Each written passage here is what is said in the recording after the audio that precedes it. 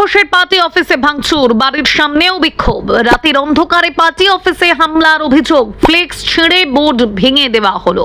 বাড়ির গেটেও ধাক্কাধাক্কি, অভিযোগ বিধায়কের।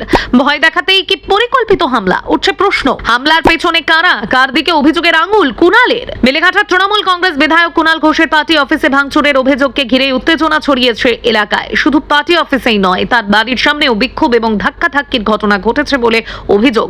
বিধায়কের দাবি, একদল দুষ্কৃতী পরিকল্পিতভাবে তার বাড়ি এবং পার্টি অফিসে হামলা চালিয়েছে। তাকে ভয় দেখানোর উদ্দেশ্যেই এই হামলা করা হয়েছে বলেও অভিযোগ করেছেন তিনি। জানা গিয়েছে, বুধবার রাত প্রায় 10টা নাগাদ বেলেঘাটা বিধানসভার 28 নম্বর ওয়ার্ডে এই ঘটনা ঘটে। অভিযোগ, একদল দুষ্কৃতী প্রথমে কুণাল ঘোষের আবাসনের সামনের গেটে যায়। সেখানে গেটে ধাক্কাধাক্কি করা হয় বলে অভিযোগ। সে সময় কুণাল ঘোষ বাড়িতে ছিলেন না। পরে তার অস্থায়ী কার্যালয়েও হামলা চালানো হয় বলে অভিযোগ। তালা বন্ধ থাকা পার্টি অফিসে ভাঙচুর করা হয়। অফিসের বাইরে লাগানো ফ্লেক্স ছিঁড়ে ফেলা হয় এবং বোর্ডও ভেঙে দেওয়া হয়েছে বলে অভিযোগ।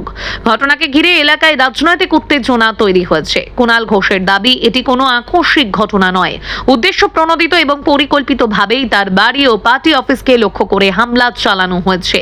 বিধায়কের অভিযোগ, তাকে ভয় দেখানোর চেষ্টা করা হচ্ছে।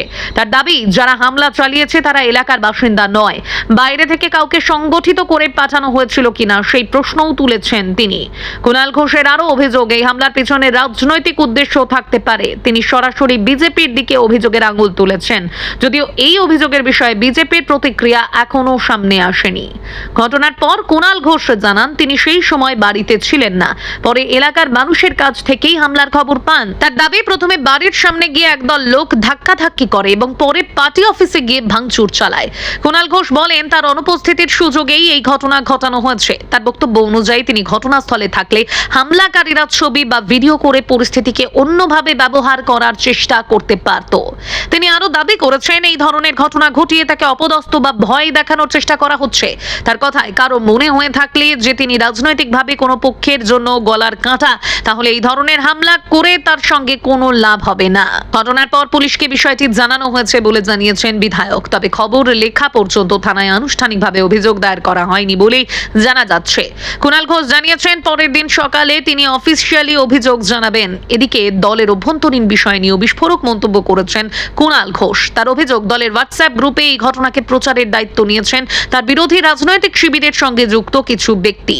এই বিষয়ে তিনি নির্দিষ্ট কয়েকজনের নামও উল্লেখ করেছেন।